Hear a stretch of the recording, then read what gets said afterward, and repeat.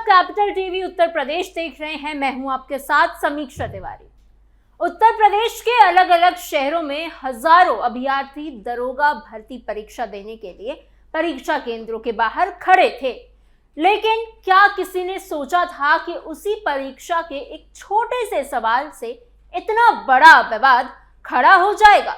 क्या एक शब्द पूरे प्रदेश की राजनीति में हलचल पैदा कर सकता है?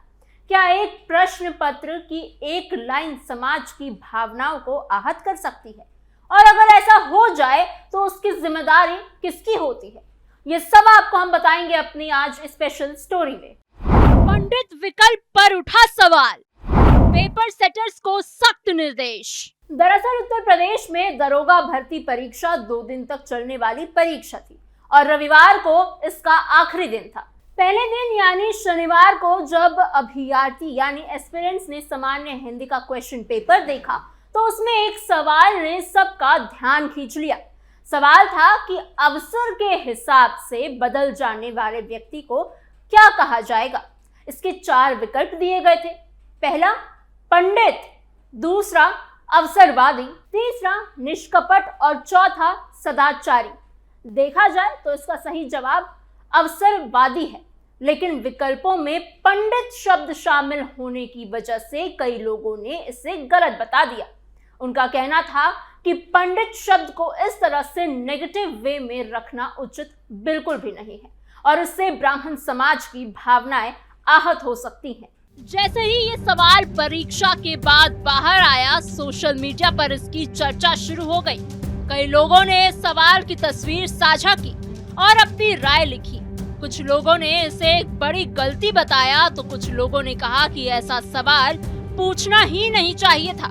देखते ही देखते ये मामला इतना बड़ा हो गया कि राजनीतिक नेताओं ने भी इस पर प्रतिक्रिया देना शुरू कर दिया।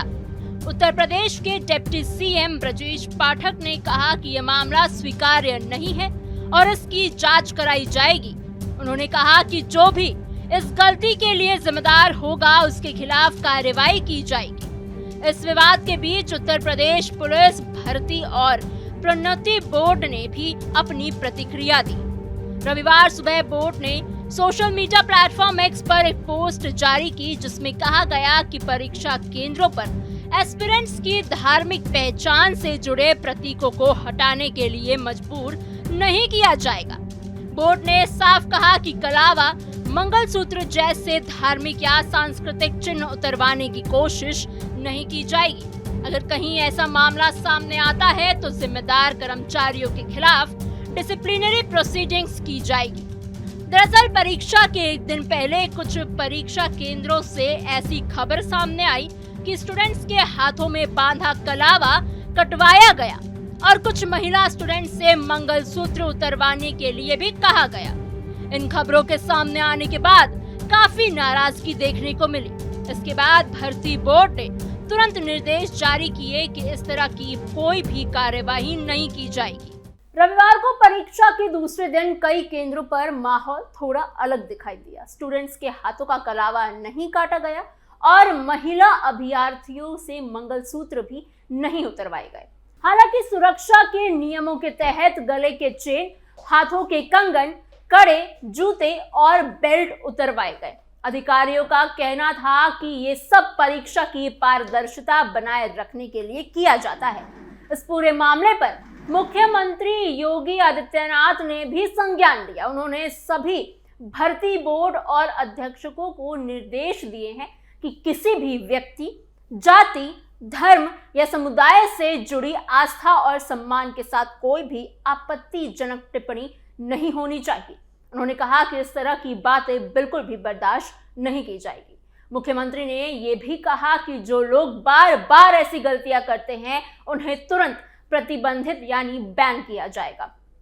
साथ ही ये भी निर्देश दिया है कि पेपर सेट करने वाले लोगों के साथ होने वाले समझौते में भी इस बात को शामिल किया जाए ताकि भविष्य में ऐसी घटनाएं दोबारा ना हो।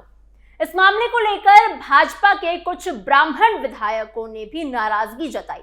देवरिया सदर के विधायक शलभ मणि त्रिपाठी ने मुख्यमंत्री को पत्र लिखकर इस पूरे मामले की जांच की मांग की है।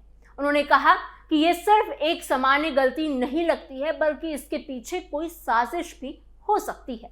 उनका कहना था कि हाल के दिनों में कुछ ऐसे मुद्दे सामने आए हैं जिनसे एक विशेष वर्ग को निशाना बनाए जाने की बात कही जा रही है, और ये समाज के लिए बिल्कुल भी ठीक नहीं है। जौनपुर की बदलापुर सीट के विधायक रमेश चंद्र मिश्र ने भी मुख्यमंत्री को पत्र लिखा। उन्होंने कहा कि पंडित शब्द को अवसरवादिता जैसे नेगेटिव मतलब से जोड़ना पूरी तरह अनुचित और असंवेदनशील है। उनका कहना था कि इस तरह के शब्दों का इस्तेमाल करते समय बहुत सावधानी बरतनी चाहिए।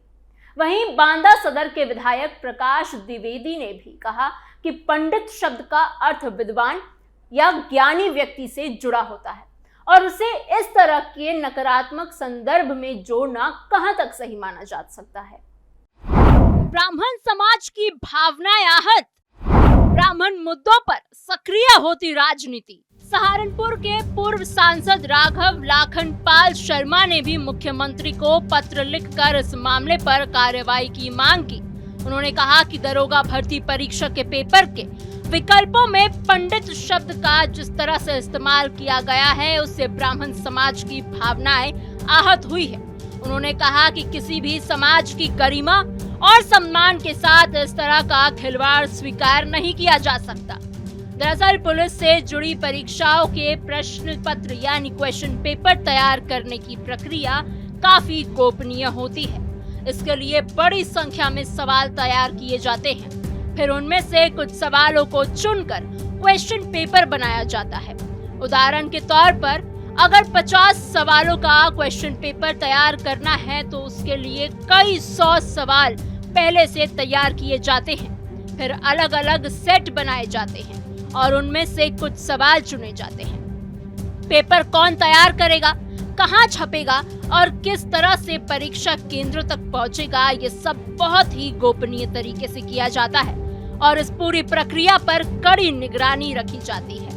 लेकिन इस बार एक सवाल ने पूरी प्रक्रिया पर ही सवाल खड़े कर दिए हैं। अब चर्चा सिर्फ परीक्षा तक सीमित नहीं रह गई, बल्कि राजनीति तक पहुंच गई है। दरअसल उत्तर प्रदेश की राजनीति में ब्राह्मण समाज को काफी महत्वपूर्ण माना जाता है। प्रदेश में ब्राह्मण समाज की आबादी लगभग 9 से 11% के बीच मानी जाती है। मौजूदा 75 जिलों में से करीब 31 जिलों में ब्राह्मण मतदाता प्रभावी भूमिका निभाते हैं। खासकर पूर्वांचल, मध्य उत्तर प्रदेश और बुंदेलखंड की कई इलाकों में ब्राह्मण समाज का वोट काफी असर डालता है। राजनीतिक जानकारों का मानना है कि ब्राह्मण मतदाता अक्सर चुनावों का रुख तय करने में अहम भूमिका निभाते हैं। इन्हें स्विंग वोट बैंक भी कहा जाता है, क्योंकि ये मतदाता किसी एक पार्टी के साथ लंबे समय तक स्थायी रूप से नहीं जुड़े रहते। हालांकि कुछ सालों से वो भाजपा के साथ जरूर जुड़े हुए हैं। जब भी ये वर्ग किसी पार्टी या गठबंधन के साथ मजबूती से जुड़ जाता है तो उस पार्टी को चुनाव में बड़ा फायदा मिलता है। कई रिपोर्ट्स के अनुसार बलरामपुर, बस्ती, संत कबीर नगर, महाराजगंज, गोरखपुर, देवरिया, जौनपुर, अमेठी, बनारस, चंदौली, कानपुर नगर, कानपुर देहात, प्रयागराज, बांदा, बलिया और सुल्तानपुर जैसे जिलों की कई विधानसभा सीटों पर ब्राह्मण मतदाताओं का प्रभाव देखा जाता है। कहा जाता है कि इन जिलों के करीब 115 सीटों पर ब्राह्मण मतदाता अहम भूमिका निभाते हैं। इन सीटों पर ब्राह्मण वोटरों की संख्या लगभग 30,000 से लेकर 1.5 लाख से ज्यादा तक की हो सकती है। इसी वजह से जब भी ब्राह्मण समाज से जुड़ा कोई विवाद सामने आता है तो राजनीतिक दल तुरंत सक्रिय हो जाते हैं। हाल के दिनों में भी कुछ ऐसे मामले सामने आए जिनको लेकर चर्चा हुई कि ब्राह्मण समाज के कुछ लोग नाराज हैं। दिसंबर 2025 में करीब 50 ब्राह्मण विधायकों की एक बैठक भी हुई थी, जिसे लेकर काफी चर्चा हुई थी। इसके अलावा यूनिवर्सिटी ग्रांट कमीशन यानी यूजीसी के नए नियमों को लेकर भी देश के कई हिस्सों में विरोध प्रदर्शन हुए थे। इन नियमों के तहत कॉलेज और यूनिवर्सिटी में जाति आधारित भेदभाव को रोकने के लिए विशेष समितियां और हेल्पलाइन बनाने की बात कही गई थी। कुछ छात्रों का कहना था कि इन नियमों से सामान्य वर्ग यानी जनरल कैटेगरी के बच्चों के साथ भेदभाव बढ़ सकता है। बाद में इस मामले में सुप्रीम कोर्ट ने हस्तक्षेप किया और इन नियमों पर रोक लगा दी। इन सब घटनाओं के बीच अब दरोगा भर्ती परीक्षा का ये विवाद भी सामने आ गया। ऐसे में ये मामला सिर्फ एक सवाल तक सीमित नहीं रह गया है, बल्कि राजनीति और समाज के बड़े मुद्दों से भी जुड़ गया है। फिलहाल सरकार ने साफ कर दिया है कि इस पूरे मामले की जांच होगी और अगर किसी की गलती पाई जाती है तो उसके खिलाफ कार्यवाही भी की जाएगी। इस पूरे विवाद ने एक बार फिर ये सवाल खड़ा कर दिया है कि प्रतियोगी परीक्षाओं के क्वेश्चन पेपर तैयार करते समय कितनी सावधानी बरती जानी चाहिए। एक छोटी सी गलती भी कभी कभी बड़ा विवाद बन सकती है और इसका असर सिर्फ परीक्षा तक ही सीमित नहीं रहता, बल्कि समाज और राजनीति तक भी पहुंच जाता है। ऐसे में जरूरी है कि भविष्य में इस तरह की घटनाओं से बचने के लिए और ज्यादा सतर्कता बरती जाए, क्योंकि एक सवाल सिर्फ कागज पर लिखा हुआ शब्द नहीं होता। कई बार वही सवाल पूरे समाज में बड़ी बहस की वजह बन जाती है। आपको हमारी खबर कैसे लगी? क्या आपको लगता है कि ऐसे प्रश्न क्वेश्चन पेपर में आना कहां तक सही है, कहां तक गलत है? आप अपने सोच विचार हमें कमेंट बॉक्स में जरूर बताइएगा। ऐसी और खबरों के लिए बने रहिए कैपिटल टीवी उत्तर प्रदेश के साथ।